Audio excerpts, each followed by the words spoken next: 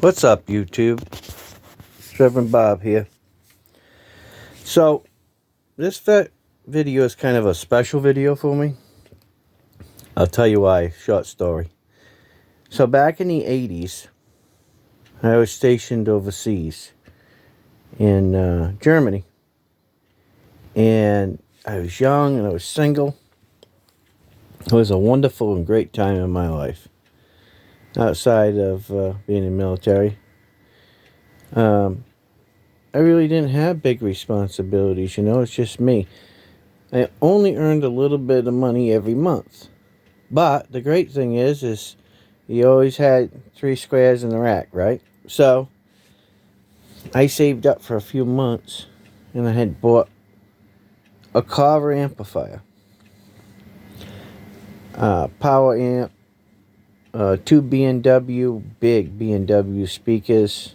For the people who don't know what they are, they're Bow & Wilkins. They're made in England. And 2 D9 Sirwin Vegas. It was a great time. I mean, big money back then, right? And to have Carver, Bob Carver stuff, I mean, it was just expensive. And so for many years, you know, I collect stereo stuff. I've been wanting to get my amplifier. I want to get it back, right? So, I mean, you figure that was in the 80s, right? Well, here it is, 2002. And I'm about to show you the amplifier. I know you guys are probably going crazy, right? So, I don't want to show that address. But check this out. Here it is. It finally came home after all those years. I mean, even the cord looks great on the end. Look at that. All the wires, the original user's manual is with it.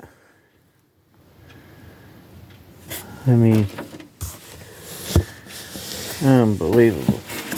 And I figured I'd show you guys this. Now, you're probably thinking to yourself, well, what's so special about it? Well, there's a lot of things to it that's special. One, it was the very first expensive power amp that I ever owned. I'm not gonna take it all the way out. I'm just kind of gonna get an angle so you can see it. But they called this a magnetic field power amplifier. The great thing about this is they had a power amplifier also. This isn't integrated, but they had a power amplifier also that you could hook up to this to give you more power if you wanted it.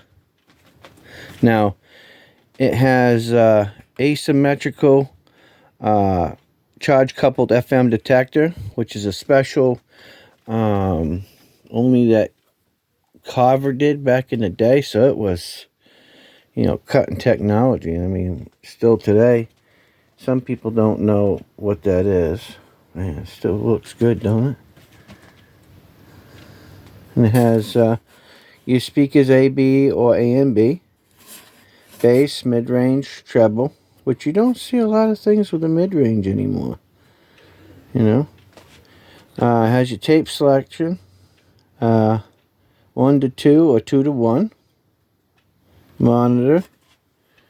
Your engage, your noise, and multipath, mono and mute, your meter range, your AM filter, which is kind of cool, and your tone defeat, your power button. Over here is your balance. You have a loudness button, and then your volume switch. Just a monster. I don't know. Let me see if I can turn this around for you. This is such a beast. Now, to get one of these in the box, oh my God, it's a rarity. All right, let me try to get this back down in here. And I'll grab the back. Oh man, that sucker's heavy. If you've ever owned one, you know what I'm doing here. Here we go. Alright. Man. Alright, let's take a look at the back. Alright, so you got your ins, your auxiliary ins, and your outs, and you have you can use a pre-out of this. So you can use this to power another amplifier like I was telling you. And then you can use this as a main end too. And just use this as a power amplifier. You have all your FM hookup. This is FM. And then you have your A and B selection. And then your switched and unswitched. And a fuse. So this is just, you know, one big monster. I mean, it's a monster of an amplifier. Just, man.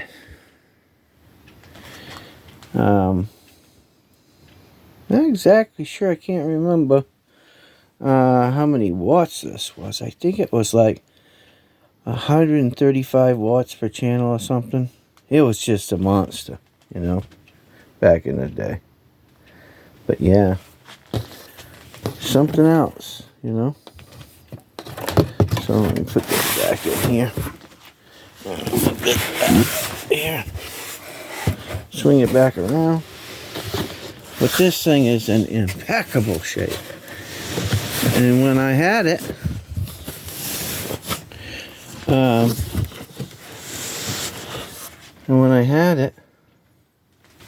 it was in impeccable shape. So, I just wanted to show you guys this. Never heard of a carver, man, let me tell you. When you listen, look, there is a difference in the sound of certain amplifiers. And these were high-end, high-grade amplifiers. These were not cheap Kmarts. Now, back in the day, I think I paid, back in the 80s, I think I paid about $600 or so from the Army Exchange to order it for me. A PX. So today, it would probably be worth about $4,000 or $5,000. Yeah, it was expensive. But I've been looking for it for a very, very long time. Because it's just one of them things, you know. It's just, it brought me a lot of happiness and joy and some sad times.